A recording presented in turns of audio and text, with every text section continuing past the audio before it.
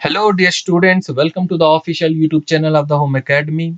JKSSB का computer based जो test हुए हैं सीबीटी एग्जामिनेशन स्टूडेंट्स ने जो पेपर भेजे हुए थे, मैंने इसमें इंग्लिश तो डिस्कस किया था, लेकिन आज मैं जनरल अवेयरनेस के बारे में डिस्कस करूंगा।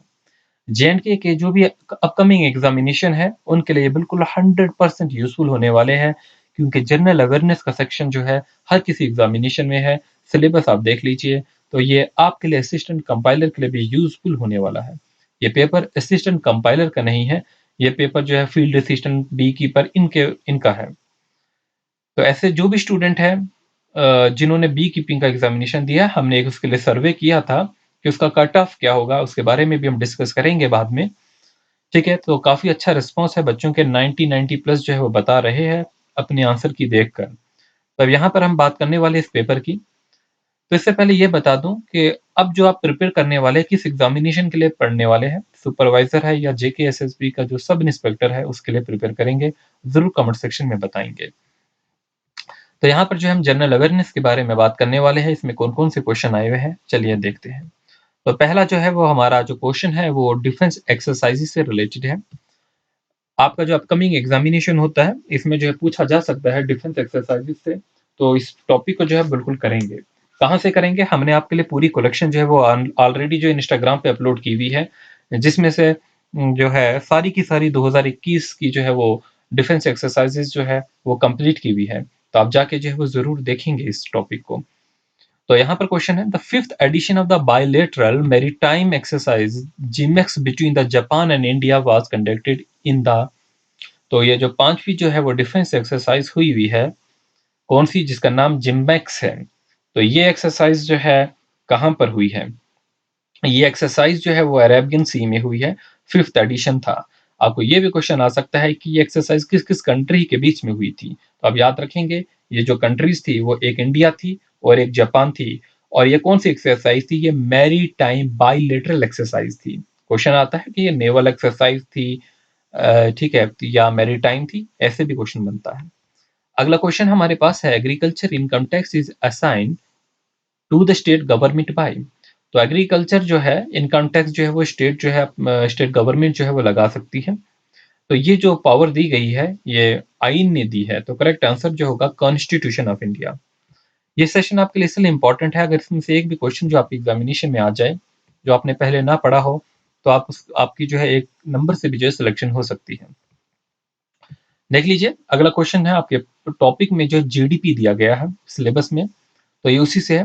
मैं आपको ऑलरेडी पढ़ा चुका हूँ रियल जीडीपी क्या होता है और नॉमिनल जीडीपी क्या होता है। तो ये क्वेश्चन है, dash is the total value of all the final goods and services that the economy produce during a given year.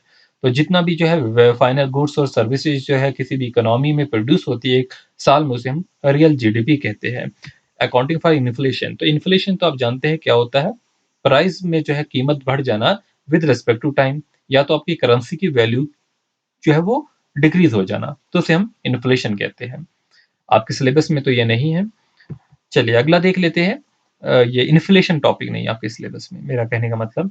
हिरपुरा wild life sanctuary जो है वो कहाँ पर है, हिरपुरा वाइल्ड लाइफ सेंचुरी जो है वो कहाँ पर है, तो ये क्वेश्चन है। तो हिरपुरा वाइल्ड लाइफ सेंचुरी जो है एक दो शिफ्टों में क्वेश्चन आया हुआ है, रिपीट हुआ है काफी, तो वो शोपियान में होगी, याद रखेंगे।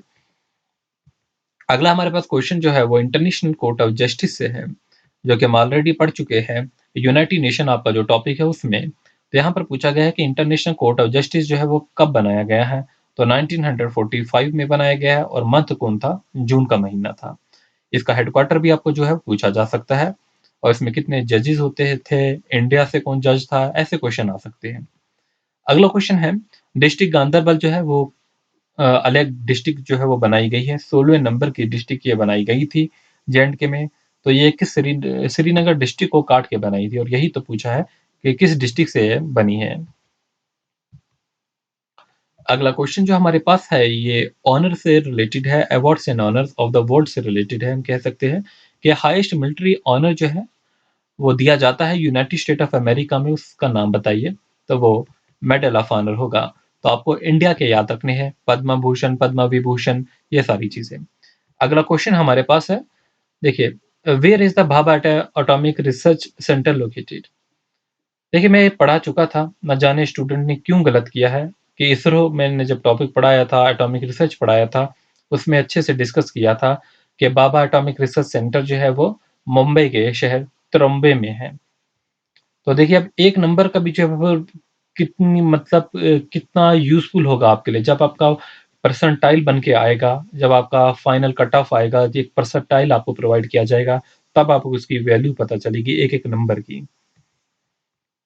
देखिए, और मैंने आपको बार-बार बोला है कि इंस्टाग्राम इन पे जो है वो फॉलो कीजिए, बाद में कहीं पछताना नहीं। तो क्वेश्चन आपके पास है, European union was created through which of the following treaties? देखिए, हफ्ते 10 दिन पहले ये क्वेश्चन जो है मैंने फेसबुक पे भी अपलोड किया हुआ है, इंस्टाग्राम पे भी अपलोड किया हुआ है, और इवन आपके शायद यूट्यूब का कम्युनिटी सेक्शन कर लेना चेक, तो शायद उस पे भी शायद अपलोड किया हुआ होगा। तो ये क्वेश्चन जो है कि यूरोपियन यूनियन जो है वो कब बनी है, किस ट्रीटी से बनी है? तो वो ट्रीटी का नाम है maastricht ट्रीटी। अब देखिए, यहाँ पर बच्चे ने जो है वो गलत किया है, ठीक है? अब अगर 1 नंबर से इसकी सिलेक्शन रुक जाए, तो फिर कैसे इसको फ़ील होगा? तो ये याद रख लेना, तभी इन चीज़ों को जो है इग्नोर नहीं करना, इन चीज़ों को देख लिया करें आप। तो हम तो यही उम्मीद करेंगे इसकी सिलेक्शन हो, क्योंकि इसने हमें पेपर भी जो है वो दिया हुआ है, बाकियों की हेल्प करने के लिए दिया है, तो इसकी भी ऊपर वाला हेल्प करे। क्वेश्चन जो है अगला, who was the last Muslim ruler of the Rajouri region? तो राजा रहीमुल्ला खान जो थे वो लास्ट रूलर थे। J and K reorganisation act से जो है, which of the following is given under the section 10? Section 10 में J and K reorganisation act में क्या दिया गया है? यहाँ पर दिया गया है representation in the house of the people. क्या दिया गया है? Representation in the house of the people. Question है, when was the Aryabhatta spacecraft launched? तो आर्यभट्टा स्पेसक्राफ्ट जो है वो कब लॉन्च किया गया है? 1975 में किया गया है। क्वेश्चन है, what is the rank of India in the world justice project WJP rule of the law index? तो इसमें रैंक जो है इंडिया का WJP में, मतलब वर्ल्ड जस्टिस प्रोजेक्ट में 79 रैंक है।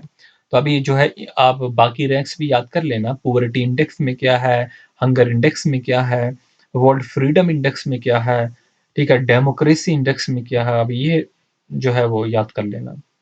अगला क्वेश्चन जो है हमारे पास है, क्वेश्चन नंबर 14 है, which of the following award is annually conferred on writers of most of the outstanding books for the literary merit? तो जो है ये राइटर्स को जो है, ऑथर्स को जो है वो कौन सा जो है वो इनमें से अवार्ड दिया जाता है? तो आप जानते हैं पद्मा विभूषण नहीं दिया जाता है, पद्मश्री भी नहीं दिया जाता है, भटनागर प्राइज के बारे में, और साहित्य अकादमी, तो यहाँ पर साहित्य अकादमी है। साहित्य अकादमी जो है उसके बारे में आप सभी जानते हैं कि साहित्य अकादमी अवार्ड ही दिया जाता है। अच्छा, यहाँ पर क्वेश्चन जो है वो नेशनल हाईवे से है। Which of the following is the shortest national highway in India? तो बताइए, शॉर्टेस्ट नेशनल हाईवे इंडिया में कौन सा है? हमारे पास जो ऑप्शन दिए गए हैं वो NH35 है, NH31B है, NH जो है वो 26, NH766E है। तो सही आंसर जो है NH जो है 76E होगा। लेकिन आपको बाकियों के बारे में भी पता होना चाहिए। देखिए, आपके पास एक गोल्डन जो है क्वाड्रिलेटरल है, जो कि एक उसमें दिल्ली से जो है कोलकाता कनेक्ट करती है, कोलकाता से चेन्नई, चेन्नई से मुंबई, मुंबई से दिल्ली कनेक्ट होते हैं। नेशनल हाईवे 19 जो होता है वो दिल्ली से कोलकाता है, जो कि 1453 मीटर का है। फिर कोलकाता जो है से चेन्नई की अगर हम बात करते हैं, तो नेशनल हाईवे 16 होगा, 1684 मीटर का हो, किलोमीटर का होगा, मीटर नहीं किलोमीटर का। फिर चेन्नई से मुंबई जो है 1290 है, नेशनल हाईवे 48 कहा जाता है उसे। और ठीक है, तो फिर मुंबई से दिल्ली जो है नेशनल हाईवे जो है 1419 जो है वो है। ठीक है, अब यहाँ पर जो है कुछ नए नाम रखे गए हैं, जैसे कि नेशनल हाईवे का जो 2 था उसका नाम 19 रख दिया गया है, 5 का 16 कर दिया गया है, नेशनल हाईवे 4 का 48 कर दिया गया है। तो इसके बारे में भी आप देख लेना, नए नाम पुराने नाम जो है, फिर नेशनल हाईवे 19 किसको कनेक्ट करता है, ये सारी चीजें। अच्छा, यहाँ पर जो क्वेश्चन है वो शॉर्टेस्ट का पूछा गया है। अगर आपको लॉन्गेस्ट का पूछा जाए नेशनल हाईवे इन इंडिया, तो वो कौन सा होगा? नेशनल हाईवे 44 होगा। 3745 किलोमीटर है, जो कनेक्ट करता है श्रीनगर से कन्याकुमारी को। और अभी जो क्वेश्चन आया था किसी और शिफ्ट में, वो इतना ही पूछा था कि नेशनल हाईवे 44 किससे कनेक्ट करता है, श्रीनगर टू कन्याकुमारी। अगर लेंथ पूछी जाए तो वो भी आप याद रखेंगे। अच्छा, कोस्टल हाईवे जो है उसके बारे में भी पूछा जा सकता है, नेशनल हाईवे 66 कहा जाता है, जो कि मुंबई से कन्याकुमारी तक होगा। लेंथ 1622 होगी। चलिए अगला क्वेश्चन जो हमारे पास है वो है which of the following global organisation that deals with the international rules of trade between nations. तो वर्ल्ड ट्रेड ऑर्गेनाइजेशन होगी। अगला क्वेश्चन जो हमारे पास है वो है abolition of legislative council of the erstwhile state of the Jammu and Kashmir is discussed under which section of the J&K Reorganization Act।